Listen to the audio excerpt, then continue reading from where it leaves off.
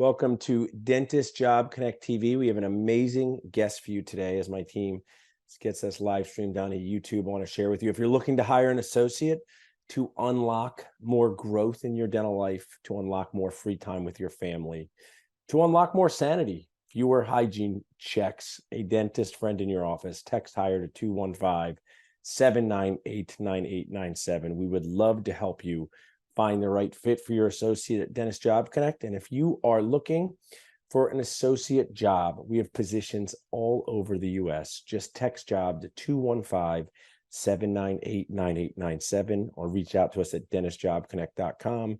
We would love to find you a fit for your dentisting home. One of my favorite things to do, even though people know me from Facebook, is face-to-face CE. And we have one of the best dentists on earth coming to Philadelphia in 2024. The restorative rock star himself, Dr. Jason Smithson from the UK. You do not want to miss these 2 days of the indirect restorations from concept to completion, a true restorative odyssey, onlays, inlays, veneers, crowns, and more. And I know I'm a dentist myself, how tough it is to survive, thrive, and not cry as a newish dentist in this world. So we created a how to survive in the real world of dentisting manual. You can get it and read it for free. It has connections to advisors to help you. Golden Nacho tip, Golden Job Connect tip. Make sure a dental focused attorney reviews your contract before signing it. That goes for associate contracts. That goes for asset purchase agreements. That goes for something a DSO puts in front of you to give you shares of their company. Text Survive to 215-543-6454. I am so excited to welcome my friend. He can start his video to the Dentist Job Connect Zoom stage, Dr. Eric Roman. I've seen Dr. Eric Roman in person, amazing speaker, amazing dentisting human. He has so much to offer. We're going to talk about a few different things, but we're going to drill down, pun intended, for how to make yourself valuable as an associate dentist. So Dr. Eric, I have a question for you. On Dentist Job Connect TV, I start off with this question, and I'll role model it. What was your first job on earth? My first job was a bus person at a truck stop diner, where I learned a lot about customer service. I learned a lot about keeping your crying on the inside when someone would hold up their cup of coffee in the middle of a crowded breakfast shift, demanding more coffee. I learned that the more you smile, the better tips you get. So what was your first job on earth? Hey, Paul, my first job on earth. I stocked shoes in the back room of Foot Locker. Oh, wow. In an outlet mall in Orlando, Florida. I learned how to speak Spanish because you weren't selling shoes at an outlet mall in Orlando, Florida if you couldn't speak Spanish. I learned how nasty paper cuts can be from cardboard boxes. And I learned how to prevent myself from developing like mesothelioma from inhaled dust back there in the storeroom. So some pretty honorable skills. But I will say my second job probably ended up being just as scary. And that was my first associate position, where I worked in a room with a smoking chair, Paul. Wow. What year was this? This was in 2007. And my first gig, the one operatory that I was given to work out of, with everything was rusted. And there was a chair in the corner, and the assistant told me, yeah, that's Dr. So-and-so's smoking chair. Wow. And I said, like, was it for like smoking prosthetics to like clean them or something? Like, no, he sits there with his pipe and his cigarettes, and he smokes during his appointments. I thought, wow, that is a wild start. So I love when people share something about themselves, but now I want to know your story. And I give people two options to tell me their story in 3 minutes. You can start now and go back, like the movie Go. I like that movie, the movie Go. And remember, you can start now and move back, or you can start with the origin of high school, college, but just catch our audience up as to your journey through this dentisting world. Paul, I thought I was going to be a professional baseball player. I play basketball, so the same. I was it. And I was leading Division I, the United States of America, in saves halfway through my junior year. Wow. And I tore my rotator cuff the same week that I got my first dental school acceptance letter.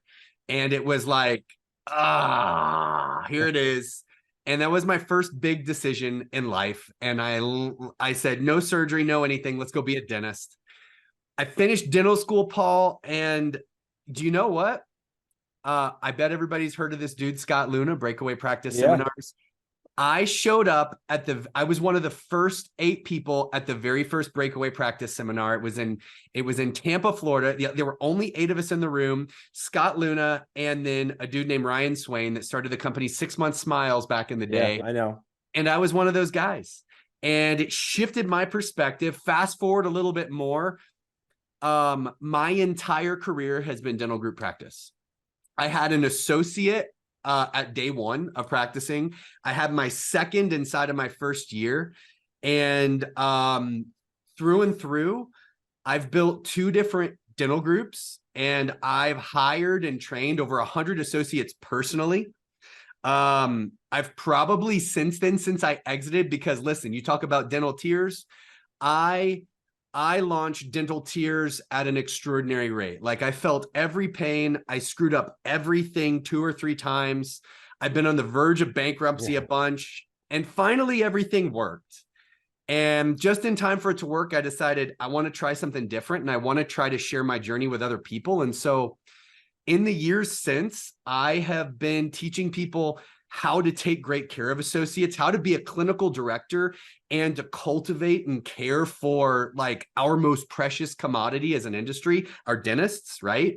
Yeah. And how to build great teams. And so I've been doing that, Paul. And, you know, it's been a lot of fun. And then yet there's one last pivot in this last 10 seconds. And you know what I realized, Paul, is that for all the stuff that the world wants to see from us, great dentistry, like we're building big practices or whatever, our dentists aren't happy. Like, and actually a lot of people in our industry aren't happy, and it hurts. And there's a lot of reasons. And so my new journey in one life. Wait, Eric, we're just rich dentists who work in air conditioning. We should be happy. What do you I want to go back to some of this, but I want to start now. Is that you are calling out in an authentic way that there's a lack of happiness inside of dentists, and from your work doing this, you know, trainings. Where do you think some of this comes to? If you were old enough for the Family Feud, you gave us a few top 3 answers of whether it's clients, whether it's dentists you talk to at events, whether it's people that reach out to you online. We're supposed to be happy, right? We're rich. We work in air conditioning. We only work 30 hours a week, right? So why is everybody so unhappy? So, Paul, the first thing, like, let's call it what it is. Dentistry is a really difficult industry. You can't lie about it. I work with entrepreneurs that are physicians, that are in other industries, that are general entrepreneurs. And like anybody, when you break down dentistry, they're like, oh yeah, that sucks. That's hard. That's like, there's pains there that you don't have in other spaces. And part of it, Paul, is because of our responsibility for healthcare. But there's the real reason I believe that we're not happy is that all the voices have told us to do what we did. The voices of our parents that said, hey, you need to get a new job. If you make money, you'll be happy. But they weren't happy. So what was our example? Then it was our instructors that told us, hey, if you do this in dentistry, you'll be happy, right? But they weren't happy. So why are we going to be? And then there's the voices of our society and all the books, and everybody's trying to tell us that we're going to find happiness because of what we do occupationally in business. But it never works, Paul. I know people that have had $100 million exits, $100 million. I've coached entrepreneurs whose exit from a DSO put $100 million in their bank account, and they're not happy.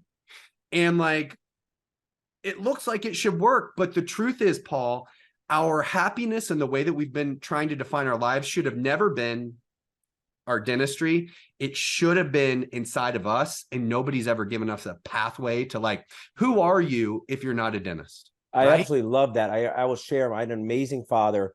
I practiced for 41 years. We practiced together for 11 years. Sadly, he passed away suddenly in 2016, but he was a very just secure person. He always said, you know, dentistry is my profession, not my hobby. I always said about him that he took helping people seriously, but he didn't take himself too seriously. He was a great role model. But even he said, you know, he passed away when he was 68, but, you know, he's worked with his 2 sons. And he would say, you know, man, if I retire, like, this has been my identity. Like, what am I going to do next? And I think there's a real sadness to that. You know, there's an awesomeness to be able to help people. I will also share that as someone who does Dentist Job Connect, Dental Nachos, like I'm excited to be on this Zoom with you today. My Dentist Job Connect team, they're excited to talk to a dentist about hiring an associate. It stinks to sell stuff nobody wants. When you're a dentist, you're constantly being, I don't want this. I hate the dentist. Why is it so expensive? And I believe that, not I believe, I know that that takes a toll on anyone. I always say, I don't believe in reincarnation. Or if I want to sell cupcakes, $10 version cupcakes, because people skip into the cupcake store, hand over $30 for 3 cupcakes. So I believe what you've touched on here is so key. But I want you to take us back a little bit. You said you had an associate from day one. I find that to be very amazing and awesome, but that's not like most dentists. What inspired you to immediately build a team of dentists? Not you and 16 assistants, not you and 25 operatories and running around like a maniac. What inspired you to start with an associate? Well, one, it might have been that I was crazy, Paul. We have to honor a little bit here. Just because it worked doesn't mean it was smart. Like, rule number one inside of your life, just because things work doesn't mean it was a good decision or it was the right thing to do.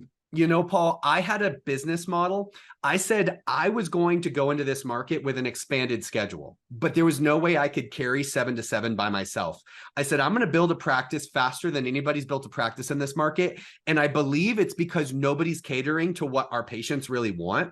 And so I just can't do it by myself. And I had a dude that was sitting next to me in residency, and I'm like, hey, we've got skill set alignment here. Like, do you want to be my buddy in it? He later became a partner for me, but it was at the beginning, it was just that do you know the other thing, Paul?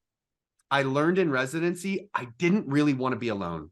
I love what you said there. I love what you said there. My dad said that he had a partner. Where'd you go to dental school? University of North Carolina, Chapel Hill. And what year did you graduate? Graduated in 2007. So one thing I like to extract, pun intended, is this decision. Yeah. I did a multiple year GPR. What inspired you to do where did you do your residency and how valuable was that to you? And what would you say to a D3 right now saying, I got to get out and make money. I want to make money. Tell me about the value of your residency, where it was, and what you got out of it. The Fayetteville VA Medical Center in Fayetteville, North Carolina. Why did I choose to do a residency? Paul, I was playing a long game.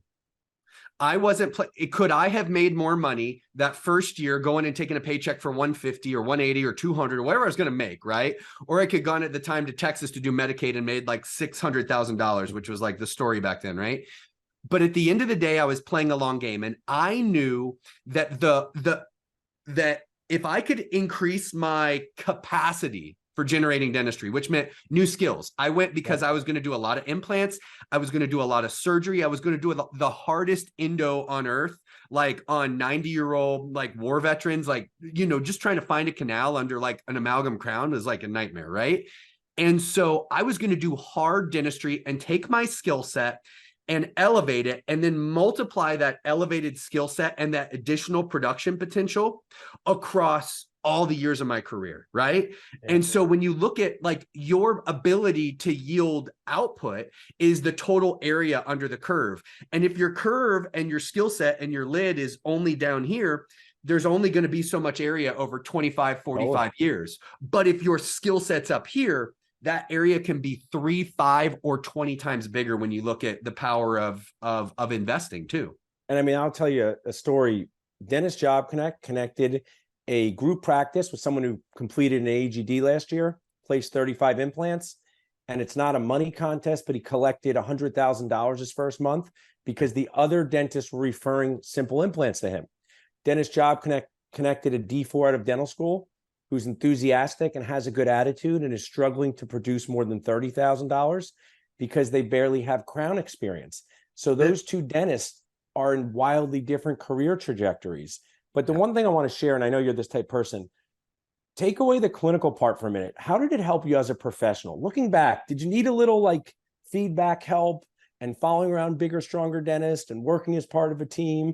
How did it help you that way? The stuff that wasn't inside the operatory and more inside of you? Dude, like, I mean, it's easy to talk about the clinical, but those other things were worth far more. I just talked about the clinical because that's the easiest thing for me to quantify for our audience right now, right? But the truth is, my communication and my ability to grow and become my ability to multiply my growth times other people. When another resident made a mistake, it was my opportunity to learn from it and theoretically not make it. I learned 4 times faster because of my residency partners. I learned 8 or 10 times faster because of the faculty members that were in there. And so the real question, and because here's the thing, in private practice, is that a learning environment? No, it's not. No, like our patients are expecting us to be experts when we set in there. So I am personally, my daughter right now is 17. She's like, Dad, I think I want to go to dental school. I'm like, I'm not like a real dentist, right? Like, I need you to know. And she's like, no, I think I want to go to dental school. And she was asking me, I'm like, well, you're probably like, I was walking her through. I'm like, you want to do a residency. Just trust me on this, sweetie. And so I think I'm, something, Paul, like what is the whole thing that people say? If you want to try and go fast, go alone. If you want to go far, like go together, right? And the thing I just want to add, Chris, is that one of the reasons I hire dentists that have completed an AGD or GPR is because dental school is such a wildly exhausting, sometimes toxic, messed up experience. GPRs and AGDs teach you how to handle feedback, and that feedback is to build you up, not to break you down. And when you do not get that in a supportive environment, you often recoil from feedback. If you say to a dentist, hey, I know you tried your best, but like we just can't take 97 minutes for a class 1 composite and still stay in business. So I believe that's such an important point. So I want to now kind of keep going. You told us about 100 associate dentists. We're going to talk in the second half about how to be valuable as an associate dentist. But I want to talk in the first is, what is the problems you see? What are the things that you see, whether it's a DSO or my first associate, not maximizing their associate relationship in the right way? I don't want to necessarily say treating them wrong, but you can say that, but not getting how to handle working with associates. Well, let's just say it's a rule, not an outlier. Let's just be honest. Yeah. Like, and there's 2 sides to the coin. And what's an issue, Paul, is that neither of us respect the other side of the coin. Right. First off, we have an owner that, like, an employer doc, owner doc, whatever you want to call them. But listen, this might be their first rodeo with an associate, or even worse, they've failed in their first 5 rodeos, right? And so clearly there's something wrong there, and they're going crazy trying to figure it out. And I need you to think about how it hurts them. They might have lost money on their first 5 associates, right? They're really burnt. They want something different out of their life or their experience or their practice, but they haven't figured it out. And there's a lot of pain and a lot of hardship there. At the same time, nobody ever told, where in our society, in our industry, has anybody been saying this is how you do it? Like, I mean, that's been one of the things that I've been teaching for years, and people have been like, oh my goodness, how come nobody ever told me these things before? I'm like, well, it's been a hole. And so looking at the other side, we have this associate who's like got all these expectations, right? Both of us have expectations. Neither of us is meeting the other ones. But think about the expectations for the associate. Listen, I have a debt burden that's like a mortgage, and it sucks, and I got stuff to do. But better than that, I have life expectations, and I don't know how to get them fulfilled. And I have a certain type of dentist I want to be. And I'm hoping this person's going to show me how to be this dentist. But if they don't, which they typically don't, what do I do? Right. And so, Paul, long story short, one thing and one thing only: everybody has expectations. Nobody's able to adequately communicate them across the lines. And even if we could, I don't know that the either party has the answers to help us get there. I love that. And one of the things I share when I hopefully get, there's a great video, How to Speak by Patrick Winston. You love it. You're an amazing speaker. And he said, he looked into motivation, inspiration. He said, when people learn how to see a problem in a new way from somebody else, right? So here's what I'll share. In the medical model, when we delivered our second child, we had a chief resident, a first-year resident, OBGYN, everybody's in the room, and my wife and I are saying, we're getting great care. They're working as a team. One time, my brother couldn't get the long-term, I don't say permanent, he tried in a long-term crown. He couldn't get it off the tooth. So he comes into my room. He's like, I can't get it off the tooth. So I have to walk in and be like, I'm the bigger, strong older brother, and just by luck, I got it off, right? Yeah. But you know that I hurt my brother. That patient is now less confident in my brother. So what happens is, and what stinks in dentistry, these dental students who think an older, bigger, stronger dentist can come in private practice and help you, it just doesn't work that way. And what's sad about it is that the patient loses confidence in that newer dentist. So the more you can learn earlier in your career, it doesn't mean this can never happen, but the dentist doing it right, Eric, you've worked with the groups, 2 offices, 20 offices. What are the owners that are doing it right? If I have an amazing dental student listening, one of my favorite on earth, if she walks into a interview, what are some of the signs that a practice is doing it right? So Signs that a practice is doing it right by Eric Roman, circa 2023. The first thing, Paul, is that they're going to be asking the right questions, and it's not just going to be about the dentistry. In other words, the companies that are the companies that are doing it right actually care about you fulfilling your life goals, not just serving the practice.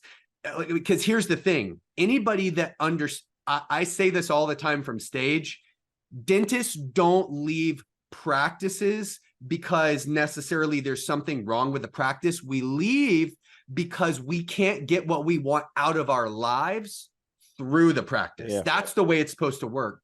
So if somebody's actually asking about like your life and how they may, or better yet, may not be able to fulfill it, right? That's a really big deal. And that's how you know that they care as much about you getting what you want, not just in the practice. Like that's a good engagement. I love what you said, because what's interesting, dentists know dentistry. So if someone came to me on Tuesday and said, I'm an MMA fighter, Paul, and I want 20 veneers, I go, it's not the time for your 20 veneers. They go, but I want 20 veneers. I go, you don't want 20 veneers. So I'll use an example. When you were doing 7 to 7, if an amazing associate who was a mom of 2 young kids said, you know what, I can work for you, Eric, I'll do it, I'll make it work. You, as the wiser person, says, it's not the right fit. It doesn't mean you're wrong or I'm right. It's not going to work. And I just think what you said is very brilliant. You have to look at asking people questions about not just their dentistry, their life. One of the things that's sad, Eric, is nobody teaches dentists how to talk to each other, right? You ever seen dentists talking to each other? They love the Krebs cycle. They love centric relation, but they're not so good about that life stuff. So what? Okay, items 2 and 3. You just hit item 2 and 3. You nailed it for me. Item number 2, Paul, is that they are open and honest about the reasons that other people leave and the weaknesses that they have. Everybody's got sins, Papa. Like, you got to just accept it. No matter how beautiful our building, no matter how, if we're looking for someone, we got a problem, theoretically. And we should be able to say, these are the reasons that people don't fit when they come into our business. I want you to know that ahead of time. These are things that people often say that we don't do as well as others. And we're just being really vulnerable about it. Our practice model means that this is one of the, like, all that comes out of me isn't gold. These things suck about our 7 to 7 model. I'm gonna be really honest with you. I love that. Well, yeah. I can't wait for you to list. Please drop How to Speak by Patrick Winston in the chat and send it to Eric, because he talks about building a fence around your idea. This is what I say to our associates. Hey, Dr. A, we are an out-of-network office in New Jersey. You're going to make like $150,000 to $180,000 a year. You're going to work as a team. You're going to learn about running a practice. You're not going to do extraction bone grafts. You're not going to place implants. You're not going to do second molar endo, because at this practice, we bring in specialists to do it. So if it fits to do restorative dentistry and learn as part of a team, join us. If you're a parent of 3 kids and you got to make $300,000 a year, I think there's other places for you. And I just think when cultures and leaders can share more what they're not, it inspires confidence. And do you see, I know this is a softball question, but like, do you see this getting messed up frequently on both ends? Mismanaged expectations. Again, that's why we're talking about it right now. It's everything. And for some reason, Paul, what I actually don't see is things getting better. Like, the irony is, it's not like you and I are like the 2 like seers of the dental industry where we see the future. Like we're amongst friends, and like a lot of people are like, oh yeah, you're hitting it in the head, and yet nothing's changing. Help me out, homie. So yeah, dude, I love what you just said there, Paul, about being really honest. Like, I would say that to my associates. I'm like, listen, I need to know how much I want to know lovingly how much you're expecting to earn next year because I want to deliver it for you. And when I had one come in, he's like, well, I want to earn 550,000 next year. I'm like, hey, I love who you are. And I need you to know something. There's a very low likelihood that that's going to happen. Be really honest with you. I've never had anybody in their first year hit that. Now I have a dentist with the most massive skill set and 15 years of experience, who's my best provider, who is hitting that after 5 years here in this system. You're not them. I can tell just by looking at you right now, like it's unlikely. And so the odds are that you're going to have to be happy with something like that's a third of that. Is that cool? If it's not, then we shouldn't be working together. Like, and I say that lovingly. You know what? I just want to share. We're going to move into making yourself valuable as an associate. But the dentist who placed the implants and was paying attention to Job Connect, he actually went on 40 interviews, not in person. But what he said about it was, I learned about what I didn't want, and I got to talk to other dentists. It's crazy to me. Dental students, Eric, they're amazing. They'll make a Google Doc for a spring break vacation and look at 12 different locations. And when they go to apply to a job, they go, I applied to 2 places. That was all I found. So irony. How many schools did they apply to? Right. And I think it's because dental students are taught not to like things that are not predictable, and finding a job is very unpredictable. Now tell me this. On Dental Nachos, I get grief. Paul, you're too nice to young dentists. You baby young dentist. You only say what's bad about the owners. So let's flip this a little. Yeah. You're a new dentist and you want to be as valuable as possible as an associate. Give us either your top 5s or just some things to think about. There's a dental student watching in now who will help her. You want to be valuable as an associate to the place you're in. What are some best practices for that? Well, I want to pause in your question for a moment because we're going to hit it. I'm going to pause in your question. You said you want to be as valuable as possible. Who are we actually looking to be valuable to is the first question I might ask, right? Because, I mean, the practice, like, is it the business owner that we want to be valuable? Let's make it right now as a valuable, like you're a new team player in the practice. Okay. They're looking to hire an associate and you want to deliver your best. You want to be seen as someone that they're glad to have. You want to, I mean, these could be as simple things as like, don't show up 30 seconds before your first patient on the first day. A lot of stuff happens before, but it could be from things that are inside the operatory, outside the operatory. This is the stuff I would love to teach associates because no one talks to them about this. Cool. So we're gonna focus on how to be great for the practice. What are the criteria that are going to make my answers? Number 1, we have to be great at what we do as dentists. Like, that's the obvious one that everybody knows. And so we're going to talk about how we can do that. Number 2, what we have to do has to be sustainable, Paul. In other words, like, you can't just have a good week and like then 3 crappy weeks in relationship and everything and think that it's going to work. The third area is that we have to be making a relational contribution to the people that we're working with. In other words, you could be the best. I have let go of multi-million-dollar producers multiple times. Like producers doing more than $2 million a year, I have had to terminate them because they were destroying my teams, right? Yeah. And so let's dive into those. Number 1, like, let's look at performance, right? You have to have a plan for how you're going to perform as a dentist and how you're going to assess your performance and how you're going to get better. What does that involve? Like, a very interesting question. Who do you want to be as a dental provider?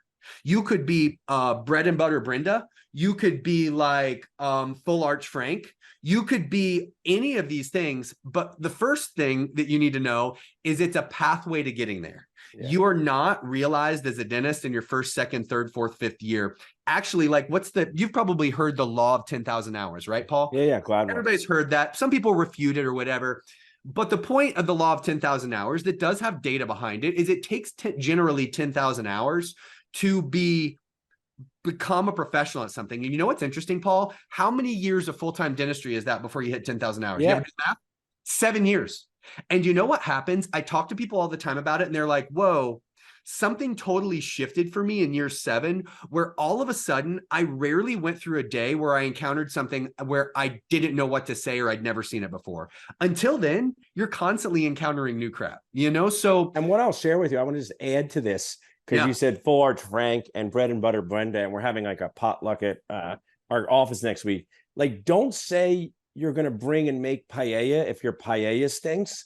because then people are going to be like, you're not good. So sometimes I say is like, be humble in what you truly can deliver to private practice people so that you don't mismanage your owner expectations. It's worse if you let down an owner, not necessarily personally, but if you say, hey, I can do molar endo, and you're 5 hours into it, it would have been better if you said, I'm not ready to do that yet. So I just wanted to add there, because if you have to deliver things with confidence and predictability. And the bread and butter Brenda, I kind of say kale and quinoa, because who eats bread and butter anymore? It's my cheat day. I'm having bread and butter. Absolutely. So I like that. No carbs. Be genuine and humble about what you can do performance-wise. And we aren't acknowledging the owner's role in making that possible, right? But you're really right. Just, we know that you're a dentist, but we shouldn't expect that you're fully evolved and like you're the ideal person at this point.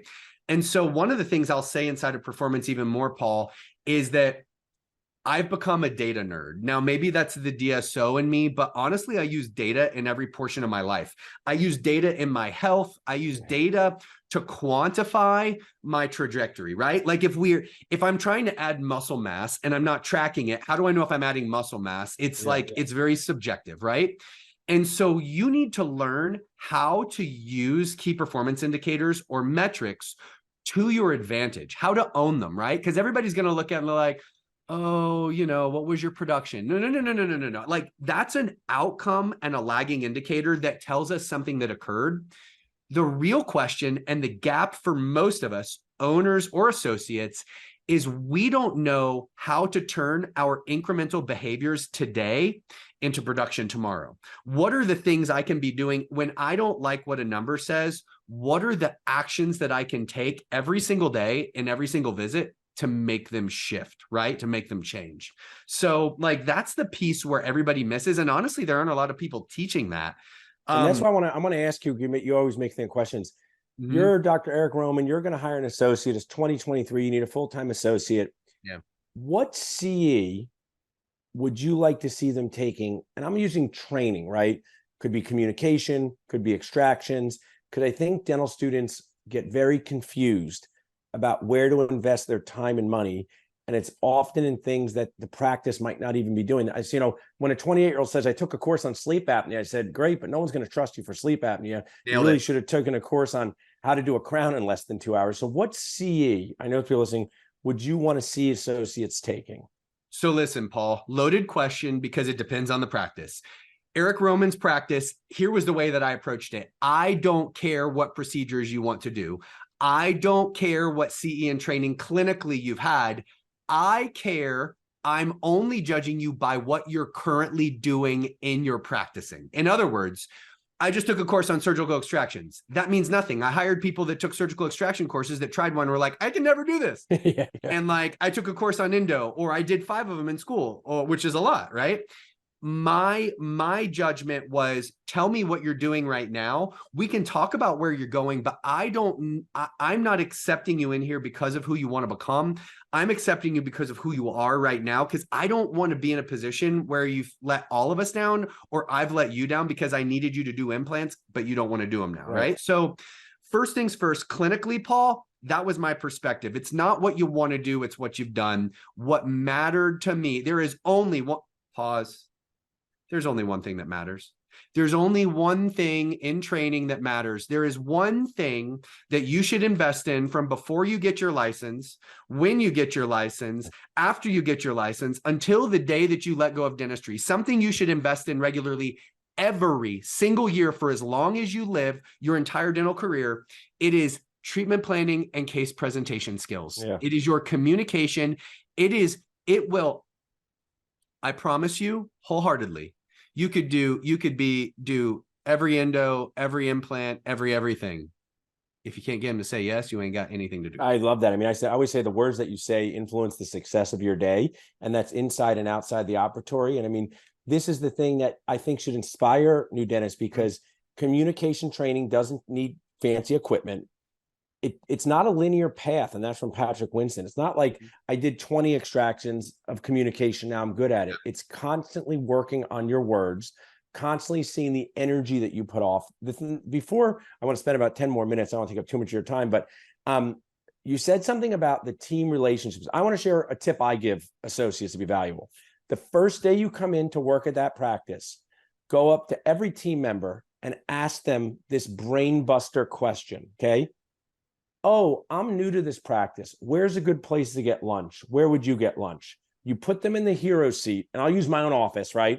My team would say, go to Vito's, go to Emily's, go to the sushi place. And then they're building a relationship with the team. And I don't fault associate dentists for this, because if you've never worked with dental assistants, hygienists, and front desk team members, you don't know how to talk to them. But I get a lot of feedback that my associate doesn't have a good relationship with my team. Their heads down, they're in their notes. And I see both sides here. So you talked about those relationships. That's one of my tips. Any tips on relationship building with the team? Paul, it's my item number 2, dude. Like, we can talk about performance, we can talk about numbers, we can talk about loving, recare. Like, I can give you a lot of things, but number 2 is you have to learn to lead and manage people. And you know what's funny, Paul, is that we all thought, what did we all say to get into dental school? Like, well, look, I was in this club and I did this thing. I'm a leader. Like, no, you're not. You don't understand leadership as it applies to the working world and to like grow. Leadership isn't even about who you've grown and developed. You're not a leader until you've grown and developed someone else that's grown and developed someone else. It's 2 degrees of separation. That's leadership. And if there was one thing also, Paul, that when I stepped into dentistry, they were like, oh, well, tell me about your management. Oh, I don't have to manage. I'm a leader. Like, this is what I do. I do dentistry and I lead. I don't manage. And I have news for you. That's a lie. If you can't manage your assistant and your hygienist and your team, if you can't keep everybody on the same page, like and Eric, what's the difference? My daughter, when she was 9 years old, she gave me I asked her, I was getting ready to, she was like, Daddy, what are you teaching today for your teams? I'm like, oh, I'm teaching the difference between leadership and management. She's like, Dad, what's that? I'm like, well, you tell me. And she's like, I think of the leader as the person that decides where the line's going and the direction it's going to take, and the manager that's keeping everybody in the line together and making sure they're moving at the right pace. I was like, boom, 9-year-old's mouth. That's smart. Yeah. At school, she nailed it. But if you can't keep your team together and moving at the right pace, and I have a completely different philosophy about management. Management starts with what you said, Paul. Like, it's knowing who your people are and like really and truly connecting and being invested in them getting what they want out of life. The same way that you're hoping you have an owner doctor that's invested in you getting what you want out of your life, you need to hope that your team is getting what and help them get what they want out of life, right? And it's about how we communicate, it's how we check in, and it's how we hold each other accountable. Paul, that might be like one of the missing things inside of this too. Don't be a jerk. Like, let's be honest. One of the things that dentistry and dental school are really good at, it's building a God complex in us. It's building a complex that you know everything because you have doctor in front of you. And also they did this, Eric. You know what's crazy? At Penn, I had to set up my operatory, make my own white rings. I had to take the patient to pay, right? Yep. So it made me think like I'm alone in this whole thing, right? I'm filling out insurance forms. I'm getting, I think, so it's wild that they don't even begin to train the dental student about how to be part of the team. And I believe that I'm not disputing the God complex, but it's also the grandmother who doesn't let anybody help her bring the turkey out for Thanksgiving, right? Listen, it's just like for a reason, right? And I get it. And so, you know, what we saw so often is we saw dentists that felt like they were better than their patients and they were better than their team. And the only difference between us and our patients and us and our team is the choices that we've made, but our choices don't make us better. We all came from the same spot, right, Paul? And so, you know, one of the biggest challenges in developing cohesive teams are dentists that consistently talk down to their teams, or like, as my team members would tell me, like throw instruments and things like that. Like, that's not helping your ability to lead and manage the people that are there to help you be better and deliver more care. I totally am with you. We're going to just take a couple questions and wrap up here in a second. One of the questions from the audience, and I'll give one of mine, is do you recommend any treatment planning C courses on communication or case acceptance? What would you recommend? This is such a nice dentist. I know her from Instagram. What CE or training would you do on communication, treatment plan acceptance? My number one all-time, a friend of yours, friend of mine, Dr. Bruce Baird, Productive Dentist Academy out of Texas. You know what's amazing about what PDA has done, and they talk about a lot more than just communication, but they talk about efficiency of communication and how to really like target your communication to make 5 minutes feel like 50 instead of making Yeah. 50 minutes feel like 5, right? I love that. And so Bruce is my favorite. There's a lot of exceptional ones, and I feel sorry for all the people that are like, what about me, Eric? You know my Clark. I know there's so many good ones. You owe it to yourself to try so many of them. The secondary one, like a very different tactic, would be Dr. Paul Homily talks a ton about how we communicate, how we present. He does. Isn't it wonderful when patients say yes? Yes. I've met him before, but I say, Paul, you're too positive. No one, I've never said, oh, do you want an implant? They said yes. They go, okay, I'll do it. But I say that tongue in cheek. Yeah. I'm going to add that I'm very connected with our sponsor, Ripe Global, and Lincoln Harris As has am put I. so much on this topic. And if you text Ripe to 215-543-6454, you have to get the thing and put in the hard work. And all of us have bought a piece of exercise equipment, me included, that has hung clothes on it. So it does not work unless you put in the work. So I think that's just those are two key ones. And the next question, Eric, is give us 2 questions an associate should ask an owner. If you only had 2 minutes to help someone and they said they're going to a job interview, they don't know anything, what are 2 questions you'd ask during that interview at some point to get a read on the job? First one, tell me what you and me owner, or tell me who I'm going to report to and what our cadence of communication is going to be. How frequently are we going to communicate? And what are we going to communicate about? And how are you going to be assessing my performance? That was like 3 questions inside there. That's enough. If they're gonna be like, well, I'm just gonna and if they come back instead though, and they say, listen, we have a structured cadence of communication. I'm going to check in with you on a sequential basis. This is what the schedule looks like for the first 3 months. Then we're going to check in on a weekly basis. Then we're going to check in on whatever their answer is. You want to see somebody that has a plan for how you two are going to communicate, and you need someone to tell you what their expectations are for your performance. So you're not guessing every day, am I doing a good job? Am I fulfilling what they wanted? Like, that's such a big deal, Paul. And if they just give you one of these it depends on how you smell that day and how my relationship is with my dog, right? If that's the answer, you're not going to have a situation that works well. I love that. These are my 2 quick ones. One is, how often will I be the only dentist in the practice? How often will I be the only dentist in the practice? Because even as someone who's practiced for 20 years, if I was going to be someone's associate and they said every day you're going to be alone in this new place and there's no other dentist on site, it doesn't mean I wouldn't accept it. I would just have to go with a different mindset. And my other one would be, in your practice, what's the average insurance adjustment to your listed fees? And I'm less about judging the actual number and more about them not giving me gobbledygook. When I took insurance, I would say, great question. The average for us is between 20 and 23%. So that means that if you produce $1 million in our practice, you're going to be in the collections of 8 to 850 or 750 to 800. So those are my 2 questions I would ask. The star I'll put on that one, Paul, is, do they actually really know? I would say 75% of the dentists I've met don't actually know the right answer there. And so are they telling you a number that they think it is, which isn't actually true? And that would just be my kind of... I like to see their face. If they say, oh, you got to ask my office manager. Now, I think polygraph, Paul. Let's hook them up and get some real data. I'm watching The Americans. I'm rewatching The Americans. I don't know if you saw that show from back, but I met a Secret Service agent, and he said that the Americans was very accurate. So my wife and I rewatched it. Now, the end is for you, Eric, and in a meaningful way. What are you doing now to help dentists? My team has dropped in the chat how people can connect with you. If someone's watching now or on demand, they say, I want to reach out to Eric to get advice, to do coaching, to do consulting, to go to a course. Give us a minute of that. Do you know something? I live to support the community. That's the first thing. So if I can provide insight, as a dentist, let me.